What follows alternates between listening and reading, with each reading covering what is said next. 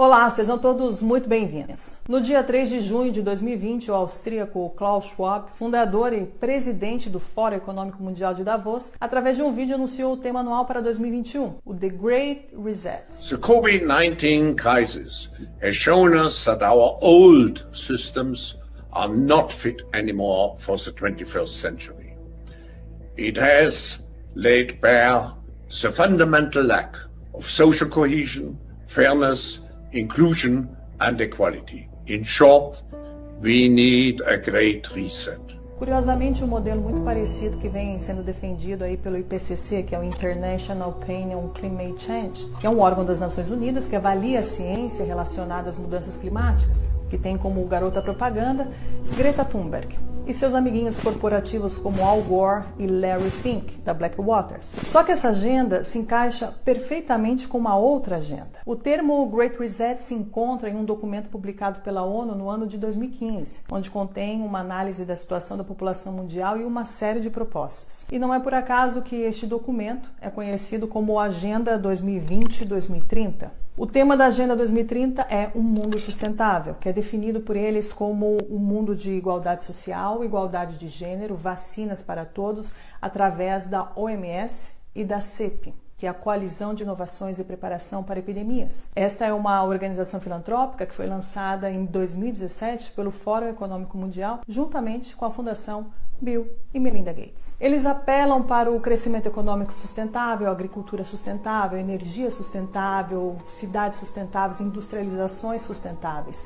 Fica claro que é uma reorganização da riqueza mundial, criando o capitalismo sustentável. Essa mudança precisa ser apoiada por um processo de digitalização global. As novas infraestruturas do 5G farão exatamente isso, facilitando a gestão do enorme tráfego de dados que se tornará aí o petróleo do século XXI. O sistema financeiro será transferido para o Ether e será administrado por um sistema híbrido composto por bancos centrais e empresas privadas capazes de cunhar suas próprias criptomoedas, como o projeto Libra anunciado por Mark Zuckerberg. As pessoas que estão lidando com o reset mundial são as mesmas que criaram o problema. O problema deste sistema perverso é que os cidadãos não servem mais para nada. O objetivo das grandes corporações financeiras é estrangular a economia atual e, em seguida, apropriá-la com preços ridiculamente baixos. O verdadeiro poder que governa todo o planeta Terra, mantendo as pessoas dominadas e os governos sob controle, é o poder financeiro, na base das leis ou, muitas vezes, na ausência delas. Um dos projetos favoritos de Schwab é a Quarta Revolução Industrial, para apoiar o bem público, especialmente abordando os desafios sociais e de saúde, incluindo aí a biotecnologia de edição de genes, a telecomunicação do 5G e inteligência artificial. David Icke, conhecido por ser o pai do complotismo, já dizia que a Big Pharma e a indústria farmacêutica de biotecnologia não deixam de ser um mal legalizado. É evidente que desse cenário emerge aí uma massa de perdedores, que aumentará de forma incalculável após o desmantelamento do sistema industrial e a digitalização dos serviços. A grande reconfiguração proposta em Davos não parece ser uma resposta ao alcance de todos, mas aparece como uma solução imposta desta elite, destinada simplesmente a proteger os seus próprios interesses.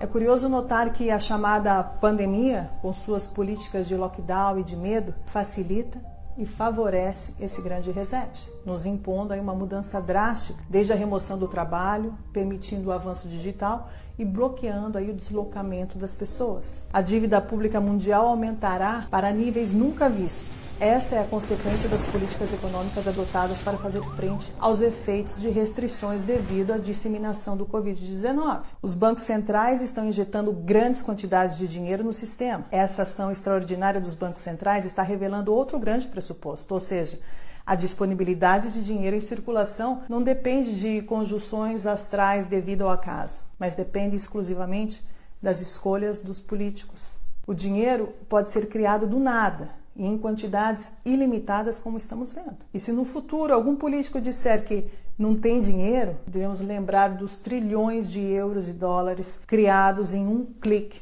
durante essa pandemia, acabando também aí com o mito da inflação. Esta agenda globalista traz consigo inúmeras mudanças e o Covid-19 só está servindo de instrumento para acelerá-la.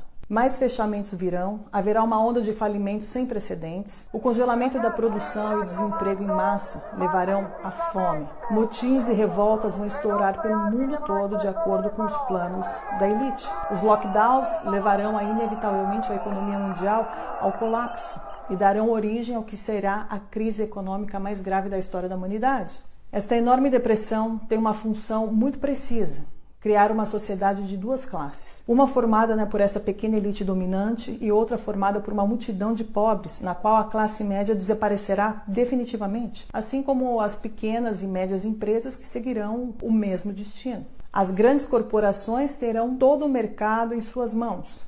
É exatamente esse o objetivo designado pelo Clube de Roma, um dos grupos globalistas mais influentes fundado e financiado por David Rockefeller em 1972. Com a falta de empregos, as massas não terão alternativas, a não ser aceitar as esmolas do governo para sobreviver. John Perkins, ex-economista, explicou em um de seus livros, Confissões de um Assassino Econômico, o real objetivo do FMI: afundar os países em dívidas que nunca poderão ser saldadas para permitir que grandes grupos privados tenham controle total das economias nacionais. As grandes multinacionais terão domínio absoluto. O globalismo, em outras palavras, quer o fim da propriedade privada. O globalismo avança e com ele o ataque final da nova ordem mundial, onde começa a nos mostrar a sua verdadeira face. Embaixo da máscara deste falso humanitarismo se esconde uma crueldade desumana na forma mais pura do totalitarismo mais perigoso da história, como explica perfeitamente o ex-núncio apostólico Dom Vigano em sua última carta. Esta batalha não é apenas contra as instituições políticas subservientes deste plano. São as próprias palavras de São Paulo em sua carta aos Efésios que explicam o verdadeiro significado desse conflito. Nossa batalha, na verdade, não é contra criaturas feitas de sangue e de carne, mas contra os principados e poderes, contra os governantes deste mundo de trevas, contra os espíritos malignos que vivem nas regiões celestiais. São horas decisivas para o destino da humanidade e do mundo, e esta é a batalha que eu, você e toda a humanidade se encontra neste exato momento. È diventato chiaro in questo momento che ognuno di noi è rappresentante di se stesso, perché lo Stato non rappresenta più un'istituzione.